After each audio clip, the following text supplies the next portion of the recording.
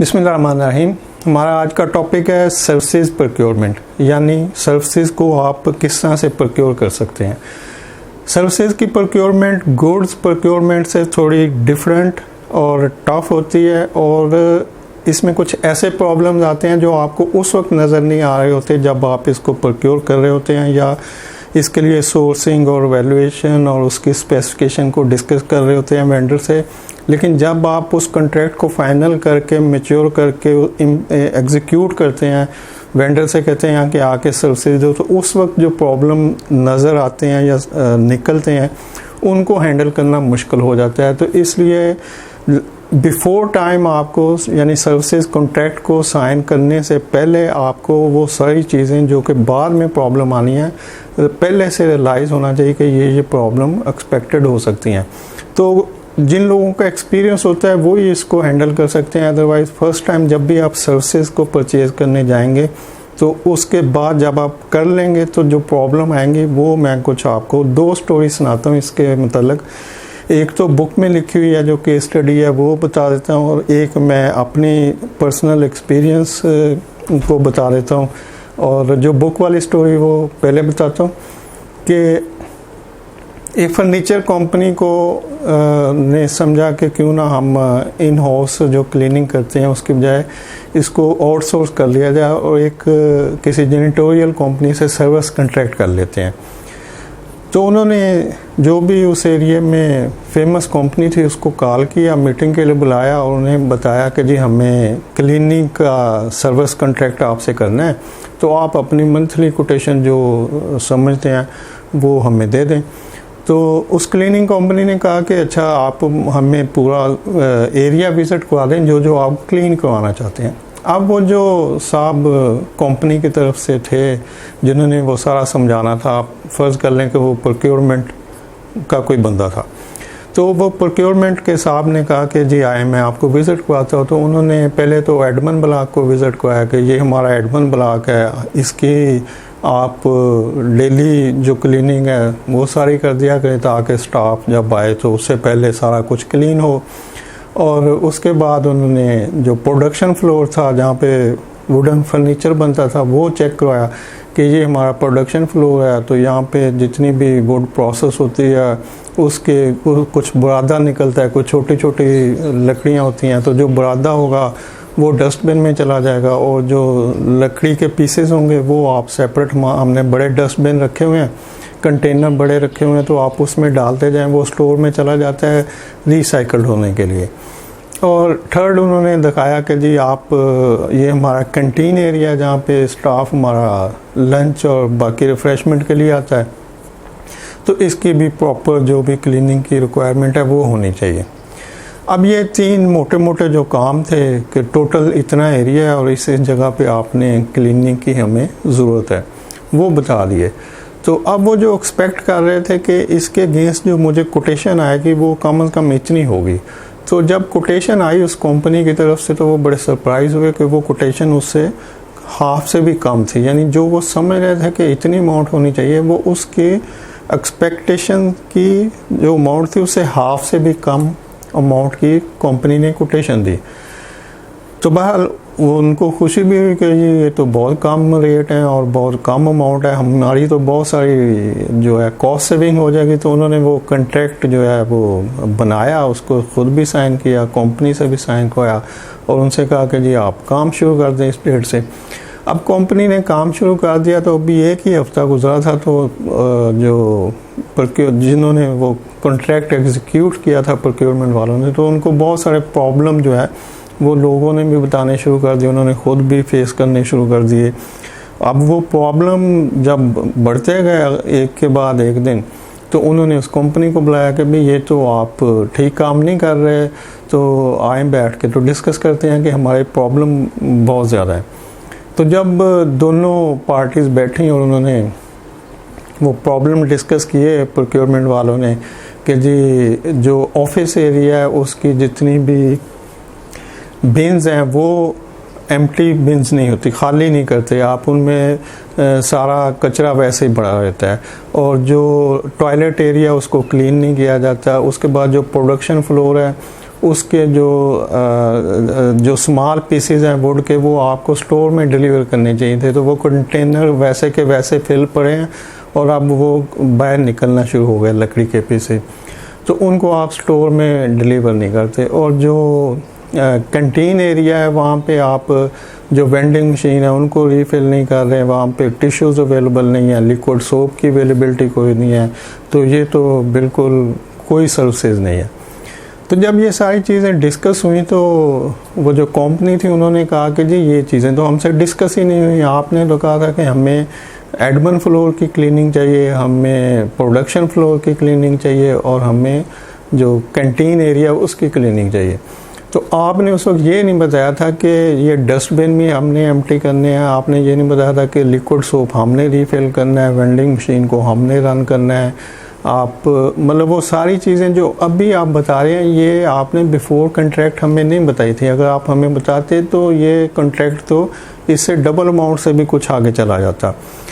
तो ये वो प्रॉब्लम थे कि अब चूँकि कॉन्ट्रैक्ट में जो चीज़ें लिखी हुई हैं वो वही थी जो कंपनी को रिक्वायर्ड थी। उस वक्त कंपनी सेटिस्फाइड थी कि जी हमारा जो कॉन्ट्रैक्ट हो रहा है वो बहुत ही कम अमाउंट में और वो सारा कुछ हम उसमें अचीव कर रहे हैं जो हमारी रिक्वायरमेंट थी। लेकिन उन रिक्वायरमेंट के पीछे जो बहुत सारी छोटी छोटी चीज़ें थी वो दोनों में डिसाइड नहीं हुई थी ना, दोनों कंपनीज़ में ये नहीं बताया गया था कि जी जो क्लीनिंग होगी उसमें वॉशरूम शामिल है या नहीं है, और अगर वॉशरूम की क्लीनिंग होगी तो उसमें लिक्विड सोप रिफ़िल होगा या नहीं होगा, वहाँ पे टिश्यूज़ अवेलेबल होंगे या नहीं होंगे, अगर कोई हैंड वॉशिंग के लिए और एड चाहिए जैसे कोई ड्रायर चाहिए तो वो वहाँ पे होगा या नहीं होगा। तो इस तरह कि ये जो प्रॉब्लम जब आई तो तब उनको एहसास हुआ कि भाई ये तो एक मतलब हम मुसीबत में फंस गए। तो फिर बहरहाल वो रीनेगोशिएट हुआ कॉन्ट्रैक्ट, उसकी अमाउंट बढ़ाई गई और वो सब चीज़ें डिटेल से लिखी गई जो कि उसके अंदर होनी चाहिए थी। अब ये जो बुक में इसका लिखा हुआ है कि जो सर्विसेज प्रोक्योरमेंट होती हैं ये इंटेंजिबल होती हैं। ये तो हम पीछे कई दफ़ा देख चुके हैं कि दो किस्म की प्रोक्योरमेंट होती है, या टेंजिबल होती हैं या इंटेंजिबल होती हैं। टेंजिबल वो होती हैं जिनको आप छू सकें, जिनकी कोई सॉलिड चीज़ हो, जैसे कि गुड्स।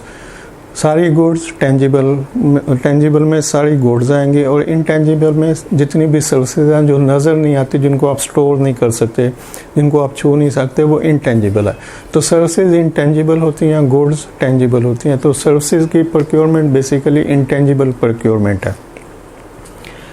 और इसमें क्लीनिंग के कॉन्ट्रैक्ट आ सकते हैं, इंश्योरेंस आ सकती है, यूटिलिटीज़ आ सकती हैं, गैस, इलेक्ट्रिसिटी है, और इसी तरह से कोई भी कॉन्ट्रैक्ट आ सकता है। मैं एक यूनिवर्सिटी में था तो वहाँ पे गार्डनिंग का अलहदा से कॉन्ट्रैक्ट था, क्लीनिंग का अलहदा से कॉन्ट्रैक्ट था, और ड्राई क्लीनिंग जो स्टूडेंट की क्लॉथ होते हैं उसके लिए अलहदा से एक कॉन्ट्रैक्ट था,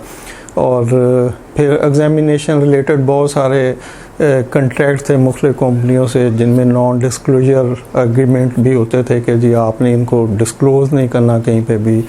तो इस तरह से बहुत सारे डिफरेंट कॉन्ट्रैक्ट हो सकते हैं जो ऑर्गेनाइजेशन की रिक्वायरमेंट के ऊपर डिपेंड करता है कि वो उस ऑर्गेनाइजेशन को कितनी किस्म की सर्विसेज आउटसोर्स करनी है डिफरेंट कंपनी से। वैले की जो कॉन्ट्रैक्ट हो सकता है कि अगर स्टूडेंट्स की गाड़ियाँ आ रही हैं तो उसकी हिफाजत और उनकी प्रॉपर जो पार्किंग है उसके लिए आप एक कॉन्ट्रैक्ट कर सकते हैं। इसी तरह आप जो ट्रांसपोर्टेशन सर्विसेज है उसके लिए कॉन्ट्रैक्ट कर सकते हैं। जितनी भी सर्विसेज के कॉन्ट्रैक्ट होंगे वो इंटेंजिबल प्रोक्योरमेंट होगी। अच्छा, अब एक और बात कि इंटेंजिबल का जो लाइफ साइकिल होता है ये सिमिलर वही होगा जो टेंजिबल का होता है, यानी जिस तरह से हम गुड्स को प्रोक्योर करते हैं वो जिस प्रोसेस से गुजरती हैं उसी प्रोसेस से इंटेंजिबल प्रोक्योरमेंट भी गुजरेंगे, यानी कि सर्विसेज की प्रोक्योरमेंट भी वही साइकिल होगा उसका जो कि गुड्स की सर्विसेज का साइकिल होता है। तो ये हमने ऑलरेडी डिस्कस किया हुआ है, मेरा दूसरी या तीसरी 2 या 3 नंबर का लेक्चर है जिसमें नीड से लेकर रिसीविंग तक का एक पूरा साइकिल बताया गया था कि किस तरह से नीड्स पैदा होती हैं, फिर उसकी रिक्विजिशन बनाई जाती है, उसकी स्पेसिफिकेशन बनाई जाती है, फिर उसके बाद वेंडर सोर्स किए जाते हैं, कंपैरिजन होता है, फिर फाइनल होता है कि किसको ऑर्डर देना है, फिर पीओ इशू होगा, फिर गुड्स रिसीव होंगी,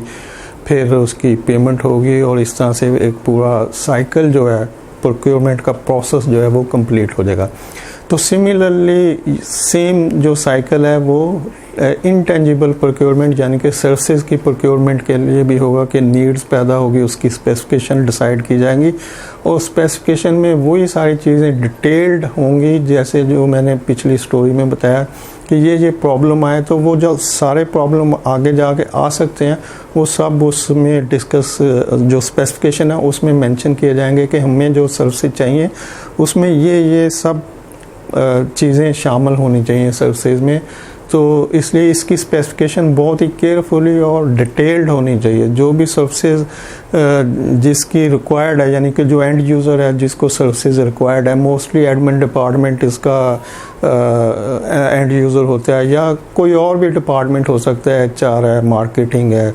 प्रोडक्शन वाले हैं, इनको कुछ सर्विसेज आउटसोर्स हो सकते हैं। जैसे अगर प्रोडक्शन वालों को कुछ इक्विपमेंट की सर्विसेज आउटसोर्स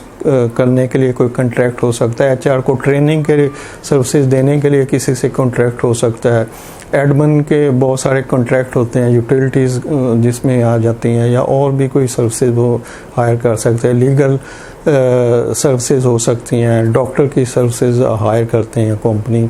तो इस तरह से बहुत सारी सर्विसेज होती हैं। तो जो भी सर्विसेज आपको चाहिए आपको उसकी डिटेल में, बिल्कुल छोटी छोटी डिटेल भी कॉन्ट्रैक्ट में मेंशन करनी चाहिए। अदरवाइज़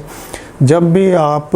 सर्विसेज लेना शुरू करेंगे, अगर वो कॉन्ट्रैक्ट में चीज़ें मेंशन नहीं है तो वो आपका वेंडर कभी भी वो चीज़ें आपको नहीं देगा। आप हो सकता है मेंटली समझ रहे हो कि ये चीज़ें तो ऑलरेडी इस पॉइंट के अंदर आ सकती हैं, तो लेकिन वो ऐसा नहीं करेगा। जो गुड्स की प्रोक्योरमेंट होती है वहाँ पे आपको एक आसानी होती है कि आपके पास एक सैंपल अवेलेबल होता है। आप एज पर सैंपल वेंडर से डिस्कस करते हैं कि भाई ये हमारा सैंपल है और हमें इससे कंपेटिबल चीज़ चाहिए, हमें सेम ये चीज़ चाहिए, तो वहाँ पे आपको आसानी है। लेकिन सर्विसेज में ऐसा कुछ नहीं होता कि आपके पास कोई सैंपल हो या आप उसको पहले से, आप सिर्फ उससे डिस्कस कर सकते हैं कि हमें ये चीज़ें चाहिए। तो चूँकि सैंपल नहीं होता तो या इसलिए ये थोड़ा ज़्यादा इसमें केयर की जाती है कि आप उसको वो सारा सीन समझा सकें जो आपकी रिक्वायरमेंट है। तो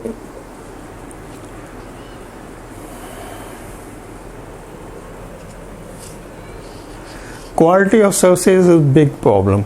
आप गुड्स को तो एवेलुएट कर सकते हैं, जब भी आपको सप्लाई आएगी तो आप उसके कुछ रैंडम सैंपल निकाल के उसकी क्वालिटी को चेक कर सकते हैं, और क्वालिटी कंट्रोल वाले करते भी हैं। लेकिन सर्विसेज की क्वालिटी आपको क्या मिलेगी इसका आपको बिफोर टाइम पता नहीं होता। इसीलिए बहुत सारे कंपनी जो हैं बहुत सारी चीज़ें रिक्वायर्ड करती हैं। वो ये पूछती हैं कि आपके वेंडर से पूछती हैं कि आपके पास कितने पहले इस तरह के और कॉन्ट्रैक्ट किन किन कंपनियों के हैं, और उन कंपनियों को देखा जाता है, बल्कि उनसे समटाइम मीटिंग भी की जाती है कि क्या आप इनकी सर्विसेज से मुतमईन है या आपको वो क्वालिटी दे रहे हैं जो आपको रिक्वायर्ड थी। तो क्वालिटी बिग प्रॉब्लम। क्वालिटी को पहले से इंश्योर करना चाहिए कि क्या वो कंपनी जिससे आप नेगोशिएट कर रहे हैं अपना कॉन्ट्रैक्ट, वो आपको उस क्वालिटी के ऊपर मैच कर सकती है, उसके ऊपर पहुंच सकती है। तो क्वालिटी के लिए क्वालिटी भी इसमें एक बड़ा मसला है। तो ये कुछ चीज़ें थी जो कि आपको जब भी सर्विसेज का कॉन्ट्रैक्ट नेगोशिएट करना हो या सर्विसेज के लिए वेंडर ढूंढना हो तो आपको जो केयर करनी चाहिए वो है। और ये केयर गुड्स की प्रोक्योरमेंट से बहुत ज़्यादा है, इसका बर्डन बहुत ज़्यादा है गुड्स की प्रोक्योरमेंट से। और इसीलिए बार बार कह रहा हूँ कि सर्विसेज प्रोक्योर करने के लिए आपको बहुत ही केयरफुल होना चाहिए, और ख़ास आपको कोशिश करनी चाहिए कि जो एंड यूज़र है उसकी तरफ से कोई नॉमिनेटेड आदमी या उनका जो HOD है उसको इन्वॉल्व करें और साथ बताएं, और वो सारी चीज़ें उनकी कंसेंट से उनके साथ डिस्कस करें और उनसे भी साइन कराएं कि जो चीज़ें उनकी रिक्वायर्ड थी वो कॉन्ट्रैक्ट में मेंशन हो चुकी हैं और वो उससे एग्रीड हैं, ताकि बाद में अगर वेंडर की तरफ से कोई प्रॉब्लम आए तो वो सारा बर्डन प्रोक्योरमेंट के ऊपर ना आए, कुछ बर्डन शेयर हो जाए कि जी एंड यूज़र इसमें शामिल था और उसकी कंसेंट से ये एग्रीमेंट किया गया था। अब जो मेरा पर्सनल एक्सपीरियंस है वो मैं आपसे दूसरी स्टोरी शेयर कर लेता हूँ कि ये सिमिलर ऐसे ही है जैसे आप ठेके पर किसी को काम दे देते हैं। मैंने अपने कुछ घर की कंस्ट्रक्शन करवानी थी तो मैंने पहले कुछ काम उसको जो डेली बेसिस पे करवाया तो उसकी स्पीड इतनी स्लो थी कि मुझे रोज़ टेंशन होती थी कि यार ये कर क्या रहा है, मतलब 2 घंटे का काम 1 दिन में करके जाता है। तो कुछ दिनों बाद मैंने उसकी छुट्टी करवाई और मैंने एक और कॉन्ट्रैक्टर को ढूंढा और उससे कहा कि यार मुझसे एक लमसम ठेका कर लो और जो पैसे होंगे वो मैं तुम्हें दे देता हूँ, तो मेरा इतना काम है इसको कर दो। उसने एक अमाउंट जो म्यूचुअली हमने एग्री की उस पर करके तो काम शुरू कर दिया। जब वो काम कर रहा था तो वो बहुत सारी चीज़ें दरमियान में छोड़ता जा रहा था, जैसे अगर एक पानी का पाइप है जिसको उसे अंदर उसके प्लस्तर के अंदर करना चाहिए था तो उसने नहीं किया। तो मैंने उसे कहा कि यार ये क्यों छोड़ रहे हो, इसको अंदर करो। तो उसने कहा नहीं जी, हमने जो प्लस्तर करना है उसकी जो थिकनेस होगी वो से कि वो आधी इंच है, तो हमने आधी इंच का प्लस्तर करना है। अगर आधी इंची से प्लस्तर ज़्यादा होगा तो हम ज़्यादा चार्ज करेंगे। तो ये आपके उस आधी इंची प्लस्तर से बाहर निकल रहा है तो इसकी ज़िम्मेदारी हमारी नहीं है। और इसी तरह के और बहुत सारे प्रॉब्लम आए कि जी ये ऐसे नहीं हुआ, तो उसने कहा जी ये इसमें शामिल नहीं है, ये ऐसे नहीं हुआ, ये भी शामिल नहीं है, क्योंकि हमने इसको इस तरह से करना है। तो ये हमारा कॉन्ट्रैक्ट था, अगर आपने ये काम करवाना है तो इसके फिर एक्स्ट्रा चार्जेस होंगे। तो ये इस तरह के प्रॉब्लम जितने भी लोग ठेके पर काम करवाते हैं कि जी एक ही लमसम अमाउंट का ठेका कर लिया कि ये काम कर दो भाई ये इतने पैसे में, तो जब वो रिज़ल्ट सामने आता है उस काम का, जब वो काम करके ख़त्म करके कहता है कि जी मैंने कर दिया ख़त्म अब आप देख लें, तो पता चलता है कि वो इतना गंदा और बुरा काम हुआ होता है कि आपको गुस्सा आता है कि यार इससे बेहतर था कि मैं इसको डेली बेसिस पे लगा रहने देता, तो कम से कम स्लो कर रहा था तो मेरी मर्ज़ी का तो कर रहा था ना। तो इसलिए सर्विसेज को नेगोशिएट करना, सर्विसेज के लिए डिसीजन लेना एक मुश्किल काम है as compare to procurement of tangible item या procurement of goods. Services procurement is a difficult task. Hope कि आप अंडरस्टैंड करेंगे। थैंक यू, अल्लाह हाफ़िज़।